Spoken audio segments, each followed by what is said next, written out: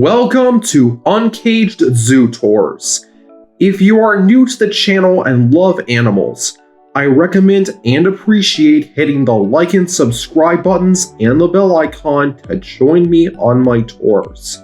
It's been a while, but we are back at this magical place called Disney's Animal Kingdom. Our first few minutes were spent exploring the amazing Maharaja Jungle Trek, where we met some beautiful birds, sleepy tigers, and one of the rarest monkeys in captivity. Now, we're heading to Africa. Beyond the colorful markets of Harambe are the jewels of the African rainforest. Gorilla Falls Exploration Trail. Try saying that 5 times fast. These rainforest falls opened with most of Disney's Animal Kingdom in 1998, and is still strong even after all these years. It's supposed to teach people about African animals through its many displays. Unfortunately, Disney is known more for fun than education, and this trail showcases both. On the entertainment side, we'll meet some of the most iconic residents of the rainforest and the savannah, including a very cute surprise at the end. Let's begin. Our adventure begins just beyond Kilimanjaro safaris, and that termite mound adds to the theme. But let's move on, because this isn't a museum. Our first animals are a relaxed yet sometimes active troop of Colobus monkeys. Do they eat bananas? No. Even though monkeys eat bananas in fiction, they have a more diversified diet in real life. Besides, Colobus monkeys probably would throw a banana away if I gave it to them. Colobus monkeys mostly eat leaves, but eating their greens is not easy. Colobus monkeys have special molars that can break down leaves into a pulp. After it's digested, the primate's 3 stomachs break down plant matter. And yes, sometimes Colobus monkeys burp to remove methane and carbon dioxide from their stomach. Colobus monkeys know how to eat their veggies, but another animal that can do the same thing is the Okapi. Like I said in my Zambezi River Hippocamp tour, Okapis are the giraffe's only living relative, but this mysterious animal wasn't discovered until 1901. A British scientist named Sir Harry Johnson heard about the Okapi from some African locals. Finding an Okapi in a rainforest was like finding a needle in a haystack.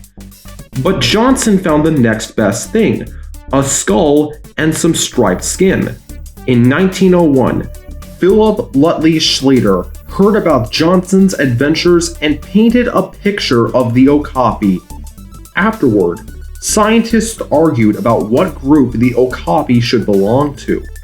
Some people thought the Okapi should be in the same family as tapirs, rhinos, and horses.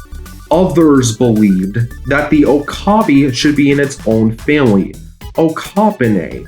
But in 1986, it was decided that the Okapi should be classified as a member of the Giraffidae family. And there's also a display that compares Okapis to their savanna cousins. The next few animals look like ones in a researcher's collection. Most of the animals in this area are from West Africa, but the one that stands out from the rest is the Arabian spiny mouse. There's a common trend in cartoons where mice love to eat cheese, but this wild mouse prefers seeds. Like most mice, they can eat up to 20 times a day. However, this mouse has a few tricks to avoid hungry predators. The mouse's spiny hair can make them harder to swallow, and if that doesn't work, the rodent resorts to plan B. Like a salamander, it can discard its tail. But don't worry, the mouse's tail grows back. In this series of tunnels is a big colony of naked mole rats. Despite their name, naked mole rats are related to porcupines and guinea pigs. Are they naked? No. If you look closely, naked mole rats have tiny hairs all over their bodies. Naked mole rats also have long teeth that stick outside of their mouth, and the rodent's lips are closed, so they can't eat any dirt. By the way, the naked mole rat's teeth can move independently of each other. Naked mole rats spend their entire lives underground and can live up to 30 years, which is longer than any other rodent. My friends, there are other pint-sized pals in this gallery, such as the pancake tortoise, ball python, Kenyan sand boa, Angolan python, and African bullfrog. After a female lays eggs, the male bullfrog babysits the little tadpoles. African bullfrogs are also one of the only frogs with teeth, or tooth-like growths in this case. Either way, the African bullfrog can use these teeth growths to munch on prey, including other frogs. By the way, these growths are called odontotes. Phew! That was close. Our next stop is a walk through aviary. I only saw two birds, the marbled teal duck and the Taveta golden weaver. All the others, like the blue-bellied roller and the hammercop, were avoiding me or just getting their eggs back from some green pigs. So let's move on. The trail continues into a little place I call Hippo Central, home to the mighty Nile hippopotamus and a bunch of cichlids. Like the naked mole rat, hippos only have a small amount of hair, but they are still mammals. According to legend, the hippo was once covered with hair, and he kept bragging about how handsome he was. Talk about a big ego. You're telling me. One day, a rabbit gave him a pile of dry grass to sleep on. The pachyderm didn't know that the rabbit lit a fire on the dry grass and started enjoying the show. The hippo realized his hair was on fire, and instead of stopping, dropping, and rolling, he ran to the nearest river and leaped in. When he came up for air, the hippo was bald and his skin was pink.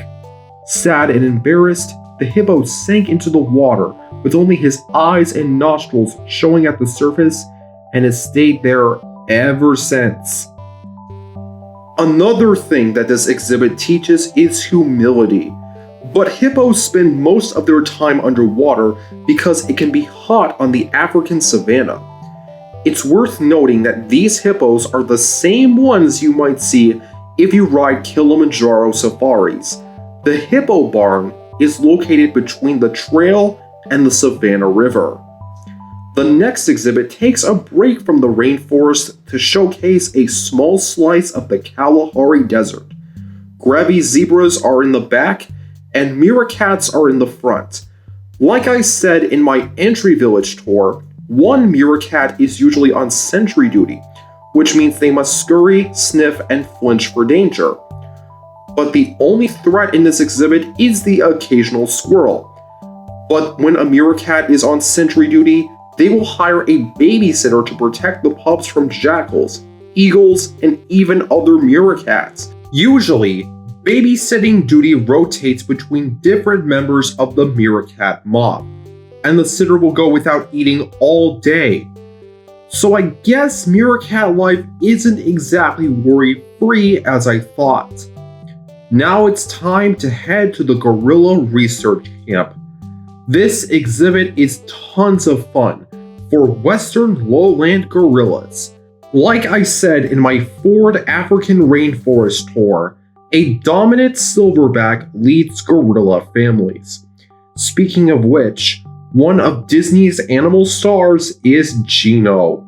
He has been around since Disney Animal Kingdom opened in 1998. Behind the scenes, the keepers keep Gino's teeth in check because he has dental disease. As of 2022, Gino is 42 years old. Gino has fathered 14 offspring, including baby Ada. By the way, the keepers did a special enrichment to reveal her name. They just painted rice cereal on a rock and covered it up so the gorillas could work together to find their baby's name. Honestly, Ada reminds me of Floyd in Zoo Atlanta. Really? Yes. A gorilla's gestation period is around 8.5 months, but they develop much more quickly than us.